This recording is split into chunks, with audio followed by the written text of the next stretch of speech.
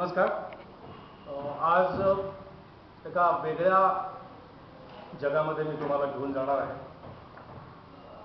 तुमच्यापैकी किती जणांना या सगळ्या इतिहासाची माहिती आहे? तुम्ही किती लोकांनी ही यंत्र बघितली आहेत? त्याचा इतिहास ठाऊक आहे याच्या संबंधी मला काहीही माहिती नाही आहे. पण बहुतेक तुमच्यापैकी प्रत्येकाला कुठं ना कुठंतरी गाणी संगीत ऐकण्याची सवय आहे, हे मी गृहीत धरतो.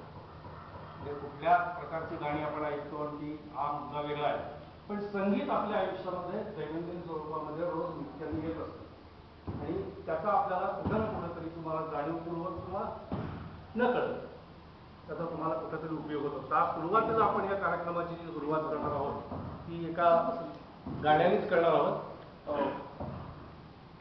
आणि गाणं हे जे आता आपण ऐकणार आहोत ती एक प्रार्थना आहे आणि सर्वसाधारणपणे आपण आपल्या दिवसाची सुरुवात आणि शाळेची सुरुवात ही प्रार्थनेनेच करतो. या गाण्याला प्रार्थनेचं मोल जितकं आहे तितकंच जर आपण हे गाणं लक्षपूर्वक ऐकलं तर संगीताचा परिणाम म्हणजे काय असतो याचा देखील प्रत्यंतर तुम्हाला येईल. आणि हे गाणं निवडण्याच्या पाठीमागचं एक वेगळं देखील सिनेमातलंच गाणं आहे, पण तरी देखील त्याला एक वेगळं परिमाण आहे, व्हॅल्यू आहे. तुमच्या लक्षात येईल की आपली एकाग्रता निश्चितपणे वाढण्यासाठी आपल्याला संगीताचा निश्चित उपयोग होतो. आणि या प्रार्थनेने आपण कार्यक्रमाची सुरुवात करू की हळूहळू तिची माहिती आपण घेत जाऊया.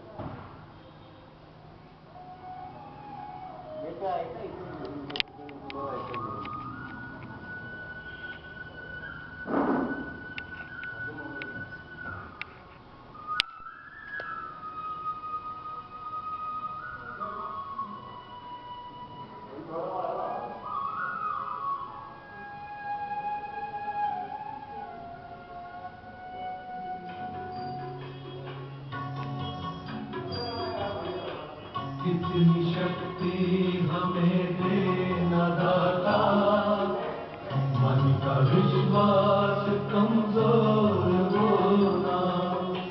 कितनी शक्ति हमें देना दाता, मन का विश्वास कमजोर होना. हम चले नेक रास्ते पे हमसे कोई भूल होना.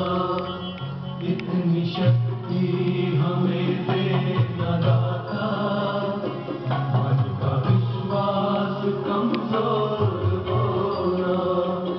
हम चले नेक रास्ते पे हमसे भूल कर भी कोई भूल होना. इतनी शक्ति हमें देना दाता, मन का विश्वास कमजोर होना.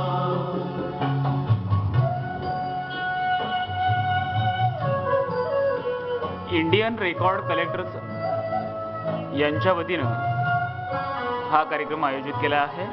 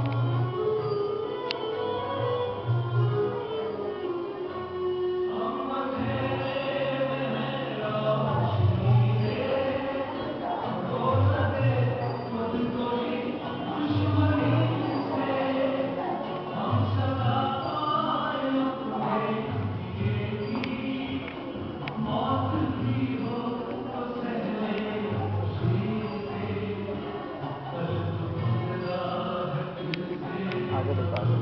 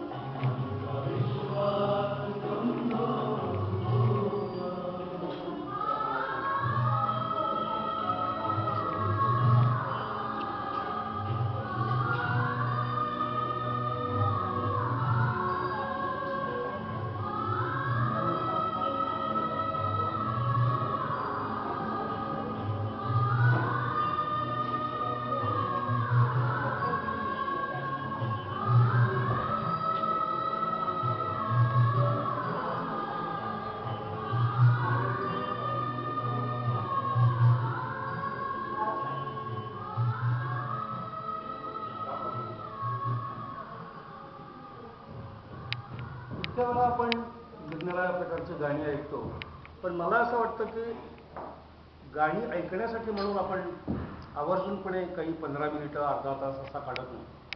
पण तरी गाणी आपल्या कानावर पडत असतात, ध्वनी पडत असतात. निर्मात आपण गणेशोत्सवाच्या पिरियडमध्ये जर बघितलं, गणेशोत्सव या गणेश नोकरीपर्यंत अनेक अनावश्यक देखील आवाज आपल्या कानावर सतत पडत असतात.